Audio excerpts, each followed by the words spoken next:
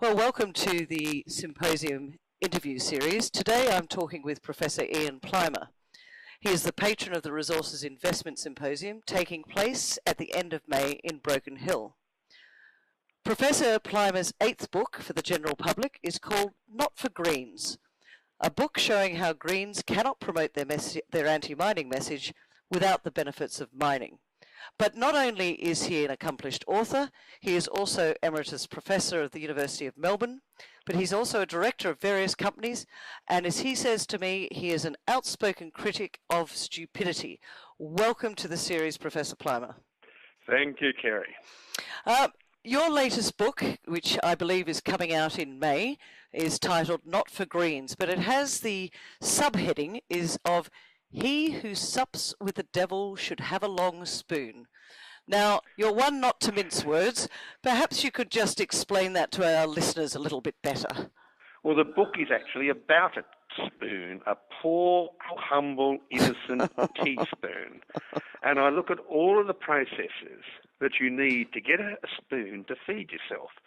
Firstly, you have to have exploration, which involves a lot of risk, a lot of energy, finance, and you might be successful. It's not normal in exploration. And then if you find something, you have to prove up a mine. That requires financing, it requires risk, and eventually you have to mine the components of your spoon, which are iron, chromium, nickel, and maybe a bit of molybdenum and tin. Now, to do that, you need energy, and you need a huge amount of energy, and more than 60% of the world's energy comes from coal. If you're a green and you're criticising the coal industry, then you should not use cutlery. You should go out in the bush and starve. And after that, the materials need to be processed, but that processing often has some beneficiation before that. And then after the processing, you need smelting and refining. Now, the Greens need to invent new laws of chemistry because you cannot smelt minerals into metals without reducing oxides or sulfides into metals. You cannot do it without coal. And this book is about the basics that we use in society, such as coal, such as energy.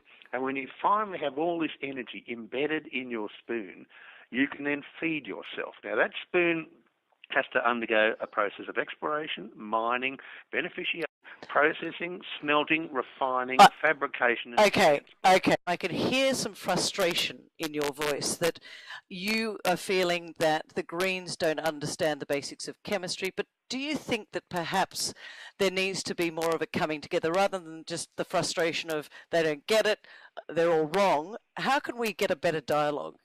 I mean, is that what this book's about? If you talk to the Greens, you certainly will die a log because you will make absolutely no progress whatsoever. If people enter an opinion without using knowledge and rational thinking, then there's no way knowledge and rational thinking will change their view. The Greens are not environmental groups, and I argue very strongly that we're all environmentalists. I argue in this book that none of us want to pollute the air, the soils, or the waterways. I think it's a good point. The Greens are a fundamentalist political group, and in fact the foreword is written by Patrick Moore. Now, Patrick Moore started Greenpeace. That's right. He left Greenpeace in absolute disgust when it was taken over by Marxists who wanted to control industry, close down industry, put everyone on an entitlement welfare benefits, and shut down the Western world. And this book is saying, you Greens, if that's your view, go out in the bush, live your sustainable life, don't bother me, and if I want some advice from you, I'll go to your cave and see how you're going with your sustainable living. But until then, get out of my life because I'm very comfortable with the comfortable life that we've got that's taken thousands of years of innovation and evolution to get to it. You talk about the Greens, but you talk about them as if they're all one group that all thinks the same way. Now, I know that I talk to some people who aren't sort of that radical thinking, but they just want to save the planet and they don't want all this sort of polluting the rivers and stuff. And I don't think that they understand this. Do you lump them all in the same group, or is this about trying to educate people that believe in the green movement, that think that it's one thing when actually what you're saying is it's something completely different? Well, there's a bit of everything. Right at the beginning of the book, I separate Greens from environmentalists, and we Yep. are all environmentalists. We do not want a filthy planet. Mm-hmm. But the Greens are not interested in environmentalism, and I show that when I look at wind farms and the amount of carbon dioxide that's put into the air because of the wind farm. And the amount of energy that's used to make a wind farm is more than the energy it will ever create. The same with solar power. And I show that these are not only economically ridiculous, in terms of energy balance they're ridiculous, and in terms of the addition of carbon dioxide to the atmosphere, it's a negative. So I'm arguing that green policy forced upon us by the totalitarian approach of the Greens is not healthy for the planet. And we environmentalists should be very, very concerned about just blindly following the Green. Why are they going down that road? If you're saying the road they're going down is actually detrimental to the planet, it's hurting us, it's not environmentally healthy, why are so many, I'm not saying that lots of people follow them, but I'm saying there is a movement, it has a voice, why has it got to this? Green politics has got nothing to do with the environment, which I argue and demonstrate time and time and time again in this book. Green politics is all about power. It's all about telling you what sort of light globe you want to have. It's all about telling you which way you should think. It's all about controlling the monies that you have in supporting ridiculous subsidised energy, which is putting hundreds of thousands of people, especially in the Northern Hemisphere, into fuel poverty. Green politics is all about power, like other politics, and the unions that green politics has had with centre-left parties has damaged the centre-left parties, and they're running for cover and trying to repair themselves.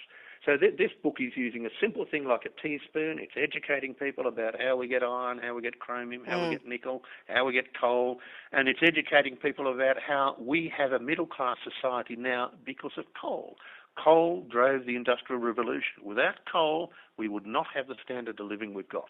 If I go back a little way, you wrote a book titled Heaven and Earth. Now, that was kind of a tough read, because I read it, not cover to cover, Professor Plimer, but I did read it.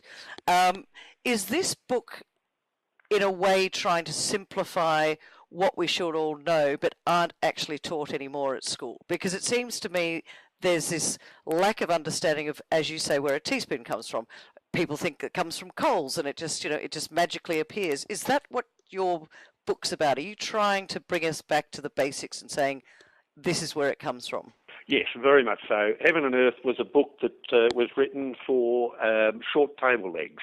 A very hefty book and a very heavy book, but it was the science of the alleged human-induced global warming. This book is a book that's about very simple things in our life. It's written for the average punter. It's the sort of school information that I would have learned 50 years ago. People don't know it now. People don't know that when you flick a switch, how you get electricity, where it comes from, why we are using coal, why it is the best to use for electricity. And so it's basically giving the simple facts, which can easily be checked, as well-known information, and using something we use in everyday life, a teaspoon. Now, I could have written it about a glass, and it is beer o'clock here in Broken Hill, so a glass will be calling very soon. I could have written it about anything, but a spoon you need to feed yourself. And without the energy systems and without mining and processing and transport and international trade, you could not feed yourself. And it's really simple. Stuff that we knew years ago. You've created this book and you're calling it simple. And again, let me go back. We had Heaven and Earth. That was quite technical and how to get expelled from school. Exactly. That's version. Well, that's what I was coming to. You then wrote How to Get Expelled from School, and now it's Not for Greens. Are you finding it difficult to get the message across? Because are you saying, look, I'm going to keep writing a new book each time until I get the message across? Are you trying to take it right back to basics? That's my first question. My second question is, do you think this is the sort of book that will be accepted into our educational system, or is it still just too much for the education system to take on board?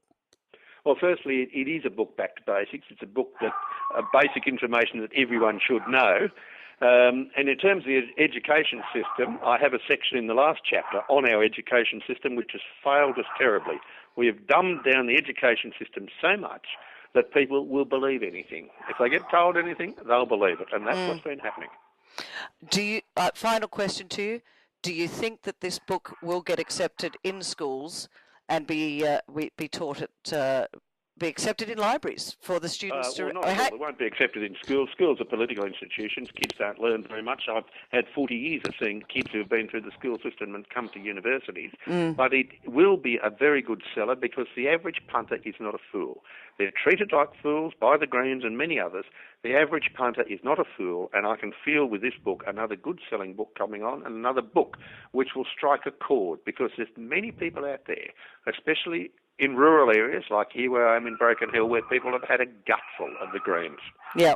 Well, it sounds like you are in Broken Hill because there's a very noisy dog in the background. But let me ask you one final question, and that is the Resources Investment Symposium is coming up at the end of May. You're the patron of that symposium. Why do you think it's important for it to be held in Broken Hill? And give us your view. Every dollar spent in Broken Hill means a lot more to Australia than a dollar spent in a city. And the second thing is that Broken Hill is the home of great innovation and really the home of serious major metal mining in Australia. It is a great place to be. Well, we'll look forward to seeing you out in Broken Hill. Thanks for talking to us today.